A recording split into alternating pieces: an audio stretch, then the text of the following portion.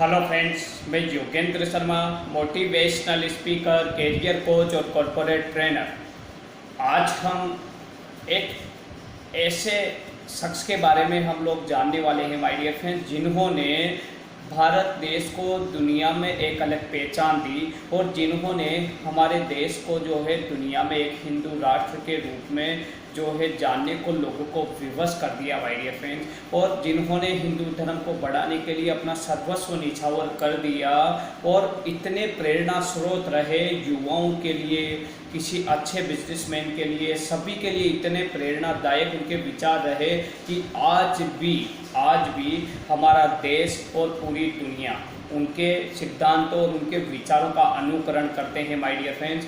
मैं एक ऐसे शख्स के बारे में आपको बताने वाला हूं जो आपकी जो भी आप यात्रा कर रहे हैं, जो भी आप कर्म कर रहे हैं, उस कर्म में आपको एक नया नज़रिया दे देगा और वो आपको सफल बनाने के लिए, एक सक्सेसफुल इंसान बनाने के लिए एक गजब के विचार आपको दे देगा माय डियर फ्रेंड। और मैं उनके बारे में बताने से पहले आपको ये बताना चाहूँगा कि उन्होंने युवाओं पे और शिक्षा पे और महिलाओं पे इतना काम किया कि आज भी उनको देश में याद किया जाता है, पूरे संसार में याद किया जाता है माय डियर फ्रेंड्स। मैं बात कर रहा हूँ स्वामी विवेकानंद जी की, जिन्होंने अपनी पूरी ज़िंदगी जो है देश के लिए समर्पित कर दी। और वो कहा करते थे कि जब तक आपका लक्ष्य प्राप्त ना हो जाए ना, तब तक इंसान को कभी रुकना नहीं चाहिए। और मैं आज उनके बारे में हम लोग बात करने वाले हैं माय डियर फ्रेंड्स,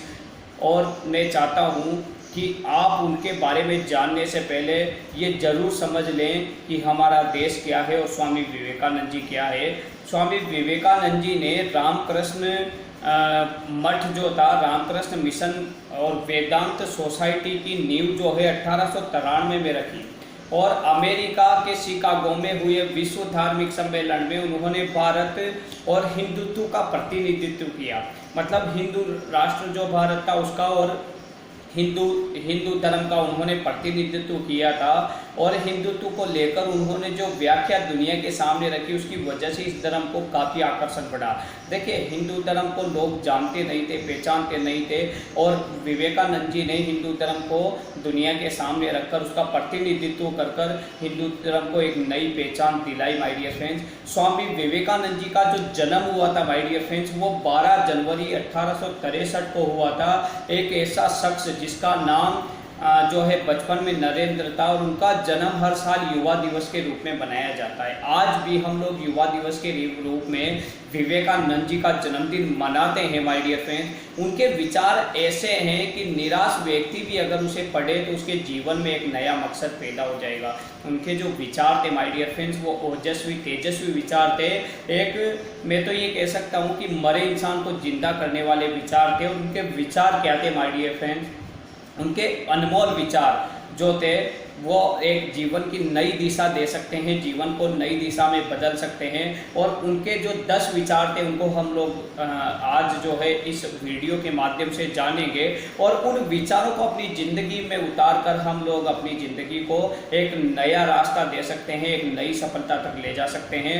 जिन्होंने स्वामी विवेकानंद जी को, इन विचारों ने उनकी ज़िंदगी को बदल दिया, और इन विचारों के दम पर आज वो इतने बड़े शख्स बन पाए कि आज भी वर्षों बाद भी हम उनका जो है याद कर पा रहे हैं माय डियर फ्रेंड्स। अगर आप चाहते हैं कि आपकी ज़िंदगी में आपको सफलता मिल जाए और बार बार असफलताओं से आप डर रहे हैं और वो सफलताएं आपको मिल नहीं पा रही, तो माय डियर फ्रेंड्स ये 10 विचार जरूर सुनिएगा, आपकी ज़िंदगी बदलने का काम करेंगे। वो 10 विचार थे। नंबर 1, जब तक जीना तब तक सीखना, अनुभव ही जगत में सर्वश्रेष्ठ शिक्षक हैं।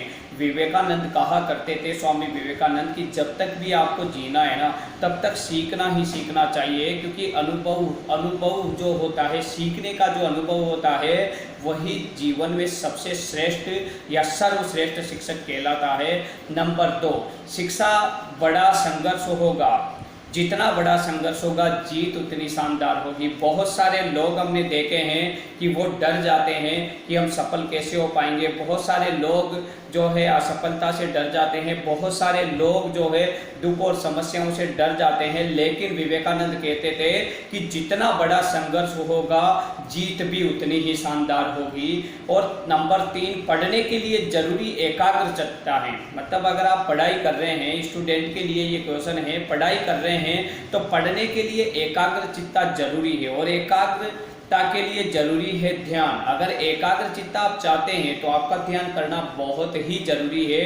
और ध्यान से ही हम इंद्रियों पर संयम रखकर एकाग्रचित्तता प्राप्त कर सकते हैं, क्योंकि हमारी जो इंद्रियां होती है उन पर हम कंट्रोल ध्यान के द्वारा ही कर सकते हैं माय डियर फ्रेंड। जब तक हम लोग ध्यान नहीं करेंगे तब तक हम इंद्रियों को कंट्रोल नहीं कर सकते। और जब तक इंद्रियों को कंट्रोल नहीं कर सकते तब तक हम लोग एकाग्रचित्त नहीं हो सकते। और जब तक एकाग्रचित्त नहीं हो सकते तब तक हम पढ़ाई अच्छे से नहीं कर सकते। तो शिक्षा के लिए सबसे ज़्यादा जरूरी बात थी एकाग्रचित्तता। उसके बाद जो था नंबर 4, पवित्रता, धैर्य और उद्यम। पवित्रता, धैर्य और उद्यम, ये तीनों गुण में एक साथ चाहता हूँ। मतलब आप में पवित्रता भी होनी चाहिए, आपके अंदर धैर्य, पेशेंस भी होना चाहिए और उद्यम, कार्य करने की लगन भी आप में होनी चाहिए। अगर ये तीनों चीज़ें अगर एक साथ मिल जाती है तो सफलता निश्चित रूप से मिल जाती है माय डियर फ्रेंड्स।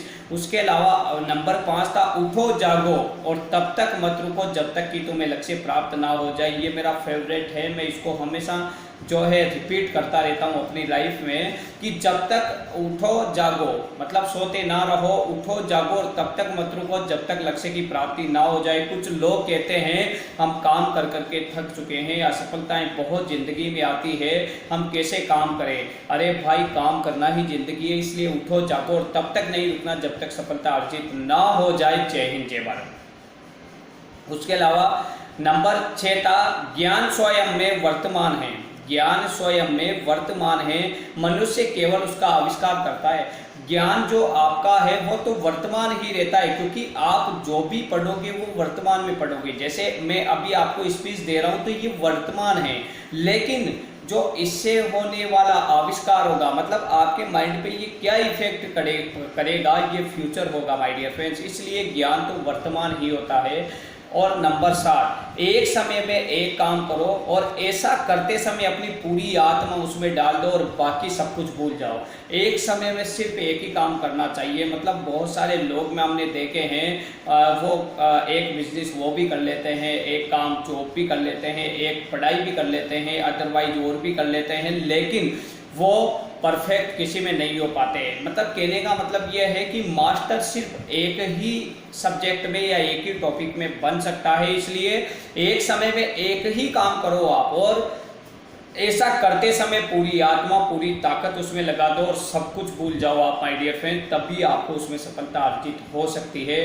और नंबर 8 था, जब तक आप खुद पे विश्वास नहीं करते तब तक आप भगवान पे विश्वास नहीं कर सकते। जब तक आपको अपने आप पे विश्वास नहीं होगा ना, तब तक आपको भगवान पे कैसे विश्वास होगा। जब आप खुद अपने सामने खड़े हो, जिंदा हो और आपको अपने ऊपर विश्वास नहीं है तो वो पत्थर की मूर्तियों पे आप विश्वास कैसे कर पाओगे। जय हिंद, जय भारत। उसके अलावा नंबर 9 था, ध्यान और ज्ञान का प्रतीक भगवान शिव, सीखे आगे बढ़ने के सबक। देखिए, ध्यान है और ज्ञान का प्रतीक भगवान शिव को माना गया है। हमेशा आपने देखा होगा भगवान शिव ध्यान की मुद्रा में होते हैं और उस ध्यान से वो ज्ञान की प्राप्ति करते हैं। तो ध्यान और ज्ञान का जो प्रतीक है वो भगवान शिव माने जाते हैं और उनसे आगे बढ़ने के सबक हम सीख सकते हैं। लोग तुम्हारी स्तुति करे या निंदा, लक्ष्य तुम्हारे ऊपर कृपालु हो या न हो, तुम्हारा देहांत आज हो या युग में, तुम न्याय पथ से कभी भ्रष्ट ना हो। मतलब विवेकानंद कहा करते थे कि लोग तुम्हारी बुराई करते हैं, करने दो, निंदा करते हैं, करने दो, लक्ष्य तुम्हारे ऊपर कृपालु भी नहीं हो रहा, मतलब आपको सफलता भी नहीं मिल पा रही है और तुम्हारा देहांत आज हो जाए या फिर वर्षों के बाद, हजारों वर्षों के बाद हो जाए, तो फिर भी तुम जो है न्याय पथ से कभी भ्रष्ट नहीं होना। अगर न्याय पथ से सच्चाई के रास्ते से हम जो है भटक नहीं पाते हैं और पूरी सच्चाई और लगन से अगर निष्ठा से किसी काम को करते हैं, एकाग्रचित हो गए, तो सफलता निश्चित रूप से मिलती है। ये 10 विचार ऐसे थे जिन्होंने विवेकानंद जी की जिंदगी बदल दी और मैं भी इनको फॉलो करता हूँ। अगर आप चाहते हैं कि आपकी ज़िंदगी बदल जाए तो मैं आपको चाहूँगा कि आप इनको फॉलो करें। और फॉलो करने के बाद मैं आपसे एक ही बात बोलना चाहूँगा माय डियर फ्रेंड्स, कि ये जो 10 पॉइंट्स हैं जो जिन्होंने विवेकानंद जी की ज़िंदगी बदल दी और हजारों लाखों लोगों की ज़िंदगी को बदल दिया, इसको ज़्यादा से ज़्यादा लोगों को शेयर करें, ज़्यादा से ज़्यादा लोगों के पास इसे पहुंचाएं, क्योंकि बहुत सारे लोगों की ज़िंदगी में समस्याएं हैं, कठिनाइयां हैं और वो लड़ पाएँ उन कठिनाइयों से, उन संघर्षों से अपनी सफलता को अर्जित कर पाएँ। जय हिंद, जय भारत।